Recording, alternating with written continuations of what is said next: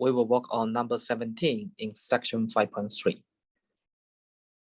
The function involved will be a rational fractions because the degree of the numerator is smaller than the degree of the denominator. The idea is to rewrite the function as the sum of these two simple terms.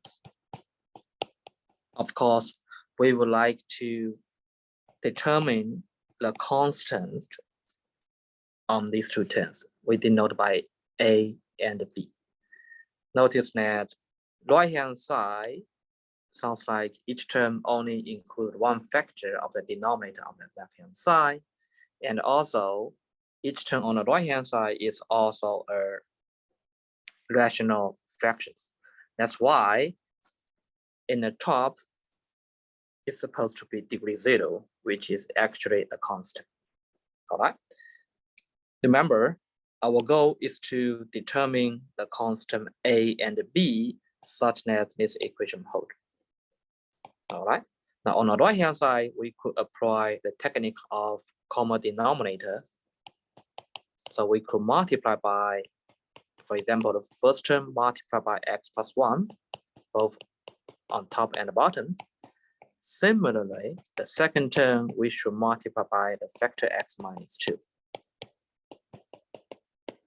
Now, we could combine these two terms, only adding the numerators.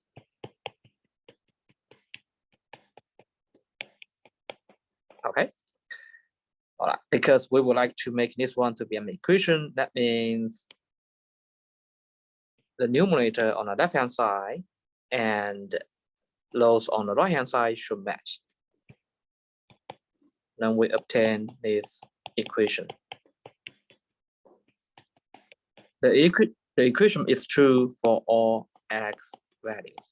That means we could choose some special test value of x to solve the constant A and B. All right. If we look at the structure of this one, there are two special values we need to consider. If x equal to -1, then we will obtain an equation like 3 equal to b times -1 minus 2 will be -3b. From here, we could solve for b to be -1. Similarly, we take x equal to 2, and then we obtain 3 equal to a times x plus 1. X is 2, all right, so 3 times a, then a is the number 1. All right, okay, so now we had already calculated the constant involved here. A is 1, b is -1. All right, now we can work on the original problems. Okay, since we had already separated this into two terms, 1 over x minus 2 plus -1 over x plus 1 dx. All right, and we only need to deal with the right-hand side individually, right? This, we have two terms on the right-hand side. We can solve one by one. By inspection, we know the answer should involve the natural log and a minus natural log of x plus 1, possibly, and don't forget to add a constant c. We could further simplify this one as something like this. However, this is not required.